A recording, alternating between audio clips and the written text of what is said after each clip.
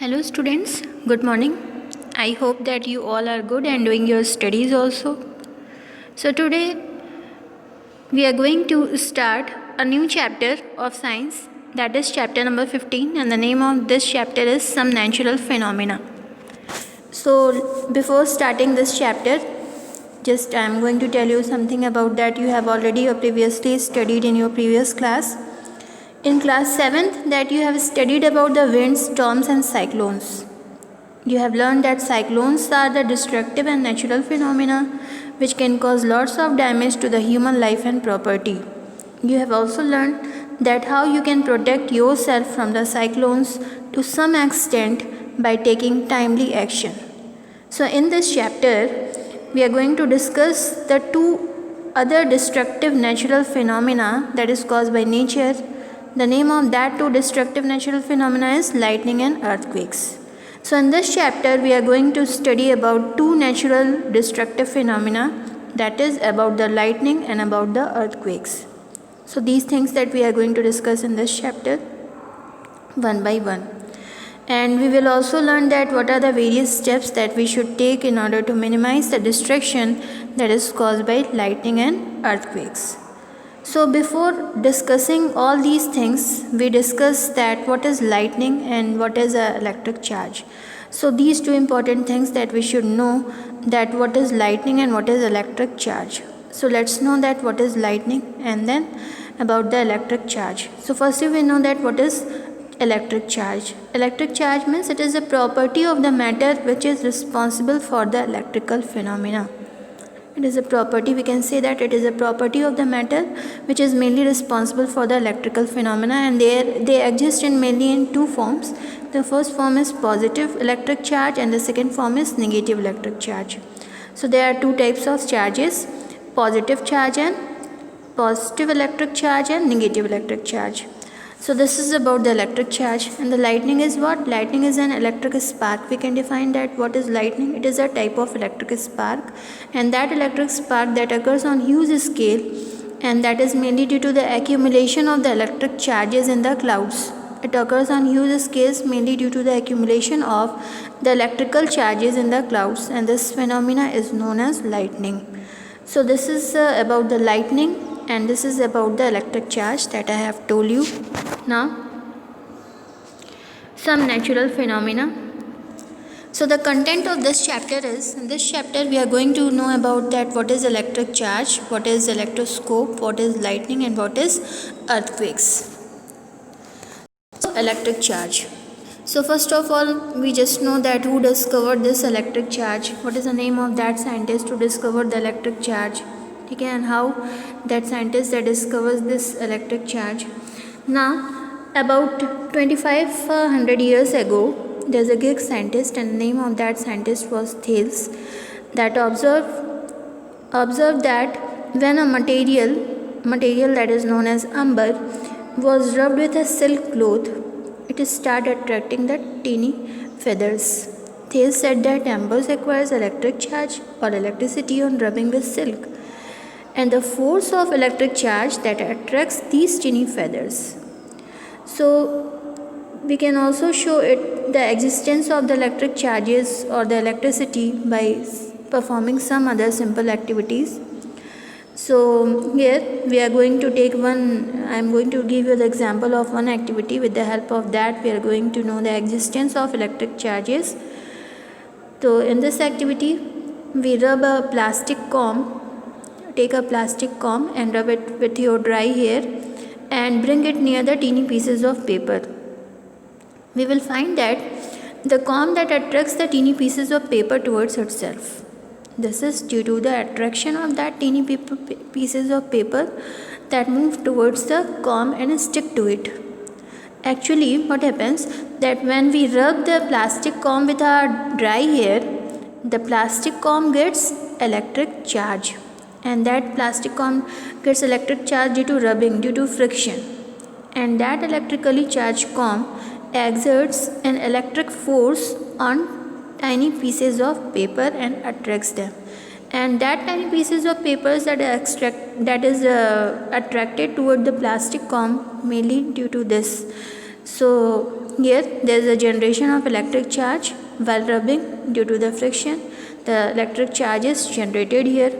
Now we can take another example also.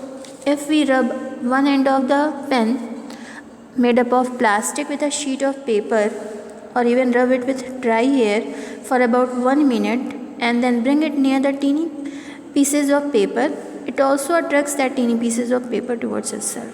This is mainly due to the attraction of that teeny pieces of paper that stick to the pen. Here also the plastic pen gets electric charge on rubbing with a sheet of paper or dry air, and that electrically charged pen exerts an electric force on teeny pieces of paper and attracts them.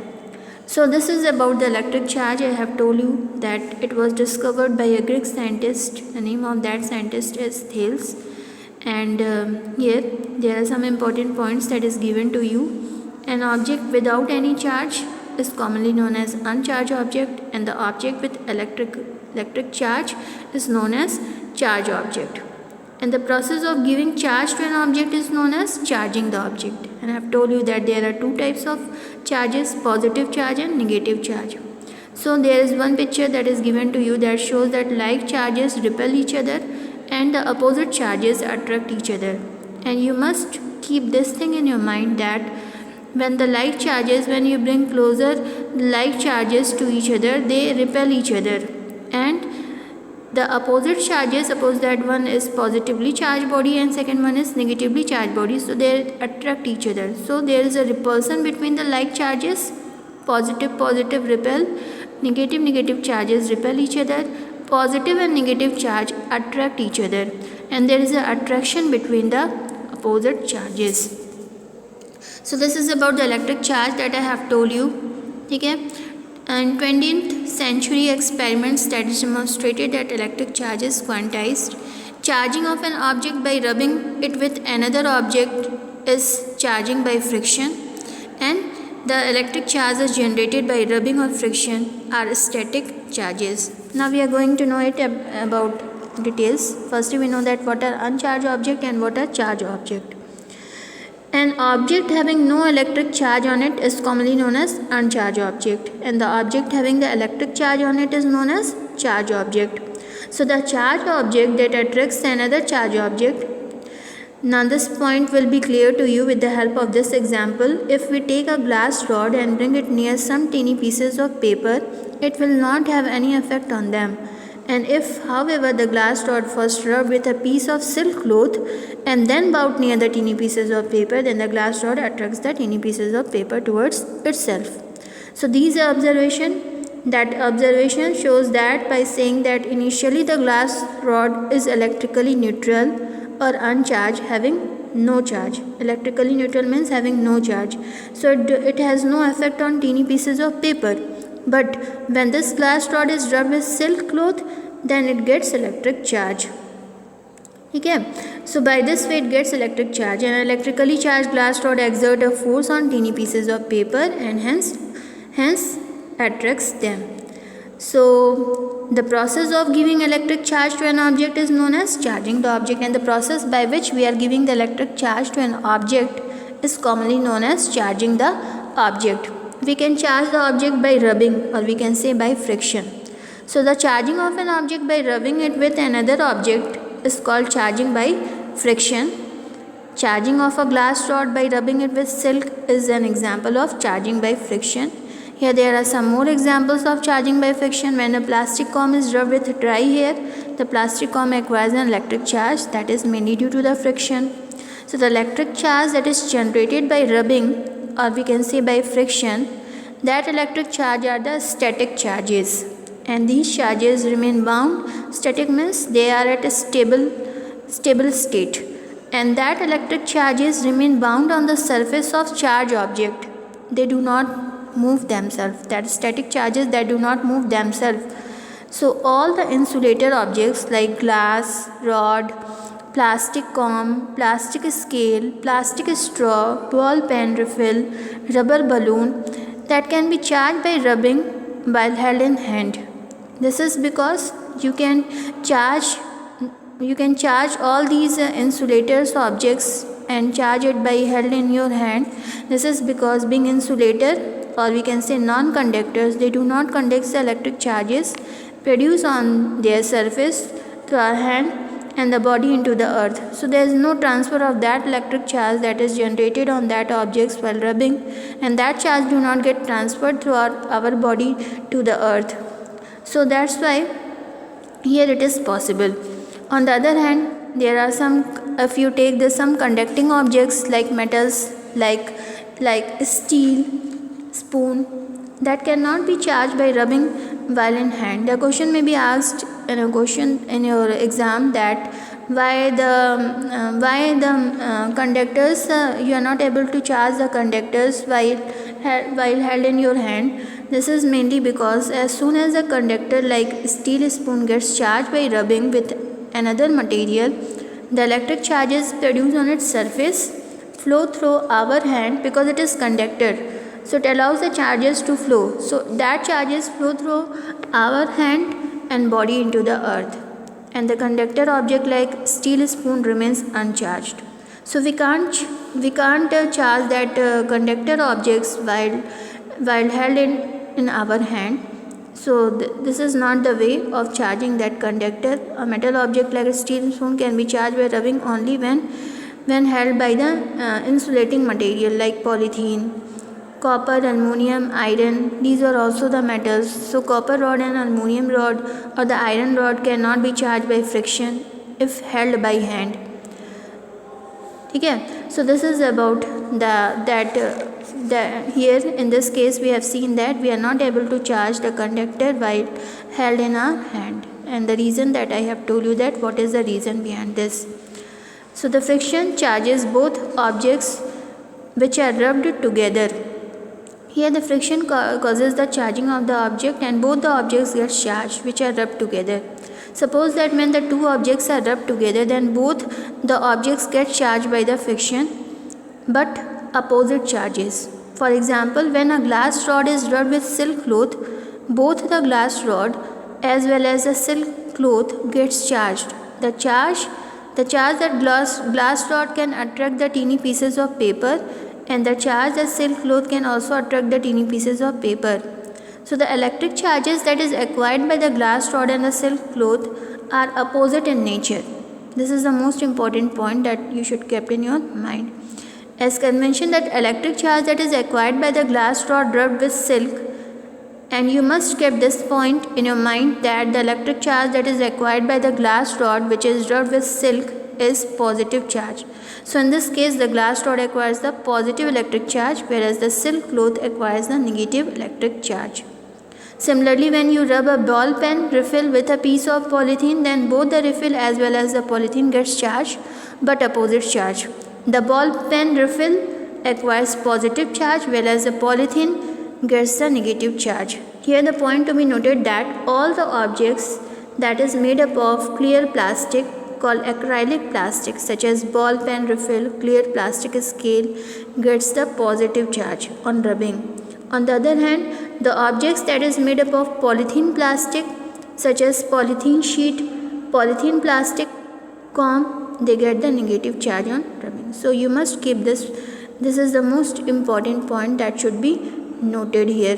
Means you should keep this point in your mind that the things that is made up from the clear plastic called acrylic plastic, such as ball pen refill and clear plastic scale, they get the positive charge on rubbing. On the other hand, all the objects that is made up of polythene plastic, such as polythene sheets and polythene plastic comb, gets the negative charge on rubbing. Now the object which get the positive charge and the object which get the negative charge depends on the nature of the materials of which two objects are made. So we can say that the object which are getting the positive charge and the object which are getting the negative charge, it mainly depends on the nature of the materials from which that two objects are made. Now here we are going to know about that electroscope. So firstly we know that what is electroscope. So electroscope is a device that is used for detecting the electric charge on an object. Suppose that if you want to detect the electric charge on an object, you can detect it easily by using this electroscope. So there is one diagram that is given to you. This is the diagram of the electroscope. It was the first electrical measuring instrument. The first electroscope, a pivoted needle called versorium, and it was invented by British physician William Gilbert around 1600. Now we are going to know more about that, how this electroscope function. Okay, so we are going to know about that, how it works. So there is one activity, with the help of that we are going to know that how it works. So here, take an empty jam bottle, which is a glass bottle. Here there is a glass bottle, and cut a piece of cardboard slightly bigger than the mouth of the jam bottle and make a thin hole in the middle of the cardboard piece. Now take a metal paper clip and open it